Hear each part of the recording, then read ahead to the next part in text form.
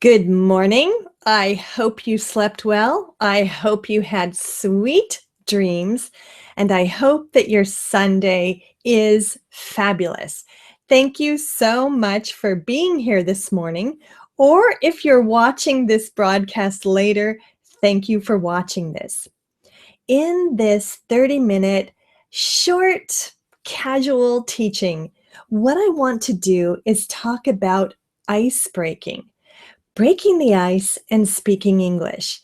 Now, I'm here in Tokyo, Japan, and my focus is on Japanese learners of English conversation.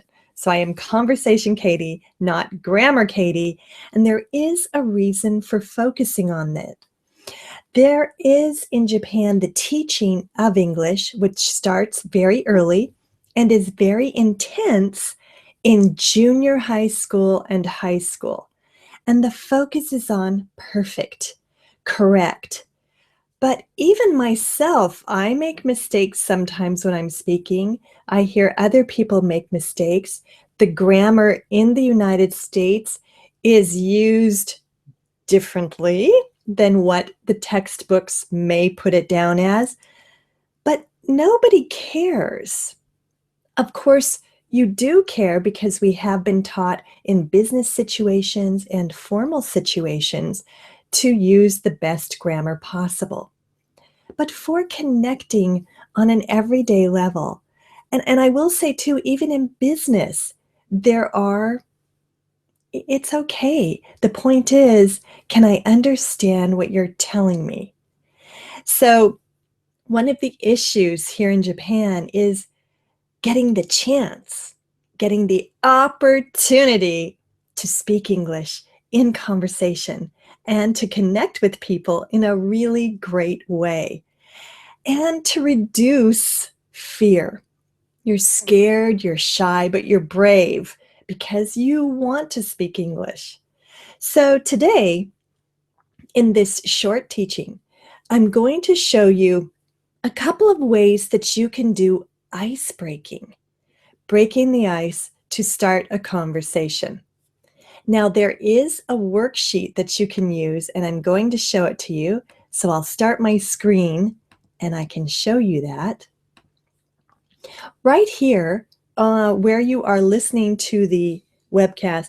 Well, Nobukazu, good morning. Good morning to you. There is a chat box here on the website where you can chat with people who are inclined to chat, people who would like to chat. So there is a worksheet here that you can download and look at while I am giving the presentation. This is the Japanese version of the worksheet. There is also, excuse me. Oh, I see what I have to do. Okay. There is also an English version of the worksheet, and that is here. And there is some space here for you to write some examples. So perhaps during the webinar, if you're feeling brave, you can share with us some of your examples. And I've left some blank also so that you can listen to some of the examples that I give. So we will go back here to stop screen sharing. So for ice breaking, what you want to do is you want to find common ground. Imagine the ground where you stand. Here's where you're standing. Here's where the other person is standing. We have people here, and you're looking for common ground.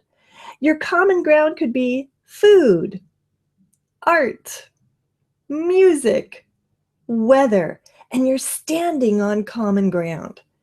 This is a topic that you feel safe, comfortable with, and relaxed about. So, for example, food, common ground. Everyone has common ground about food. We have to eat every day in order to survive. And we have developed amazing spices and recipes to create delicious food. So there are two ways or two locations where you will be able to do ice breaking with people. Now, we're very lucky in Japan because tourism is on the rise, and there are many tourists who are now here in Japan enjoying this fabulous country. The culture, the food, the people, the sights, and the atmosphere. Just on, today is Sunday, Friday, I was in Shibuya and I was at Starbucks. I was actually doing some work and drinking coffee. And there was a Vietnamese woman who sat down next to me and she had a question for me. So she wanted to find out about a pharmacy and if she could find a certain vitamin. So we talked about Vietnam and also talked about the supplement and talked for about 5 or 10 minutes. Then I took her outside and pointed her in the direction of the closest pharmacy. This is happening a lot. So now she broke the ice with a specific question, something that she needed. What I want to focus on today is breaking the ice. And in fact, when I think about it, that's not really breaking the ice. When you're asking someone for something that you need, directions or a location or a phone number, you're usually in a hurry. Now, she was sitting down with coffee, so she wasn't in a hurry, and she needed this for her friend.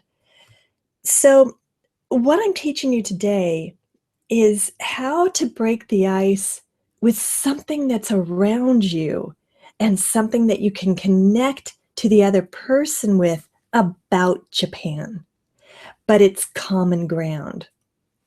So if, for example, it's typhoon season, maybe it's typhoon season here in Japan, which we just had.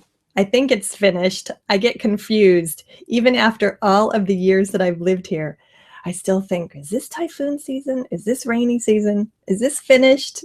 Are we safe now?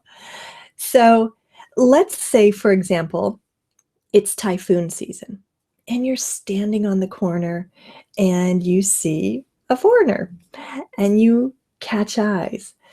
And let's say it's a beautiful day. So this is just the situation. It's a possibility to how you could break the ice. So you say, wow, it's typhoon season here. You're lucky. Today is beautiful, but maybe bring an umbrella tomorrow. And that's where you're talking about Japan. You haven't said, oh, Japan is this, Japan is that. You've just casually mentioned, oh, it's typhoon season here. This is a beautiful day. We're lucky. Maybe bring an umbrella tomorrow. So that is one way to break the ice here when you're in Japan, and perhaps you get the chance with eye contact to break the ice and start a conversation. It could be in a restaurant, waiting in line. It could be on a street corner, in a bookstore, shopping. There are many opportunities where you find a chance, an elevator, to break the ice. Now, if we use the same example of typhoon and you're in another country traveling, maybe you're in Italy or Malaysia or India or the United States, and let's say it's a beautiful day and perhaps it's the waitress in the restaurant, and you break the ice and start a conversation and you say, oh, we have typhoon season in Japan right now.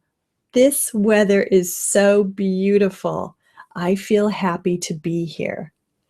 It's a wonderful way to break the ice. And it's 3 parts. Your first response, adding information, and adding information. When you've got that flow going and you continue talking for those 3 parts, people stop and listen. If you just do the one part, they can catch it, nod, and go off.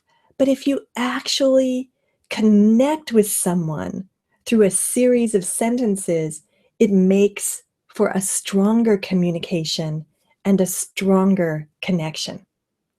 So again, if you were visiting another country and you said, it's typhoon season in Japan, it's raining almost every day, your country is beautiful, I feel lucky to have this great weather. That starts a nice conversation. And people around the world are interested in Japan. And by connecting something with their country and your country, it makes for a nice ice-breaking. So I think, the opportunities are everywhere.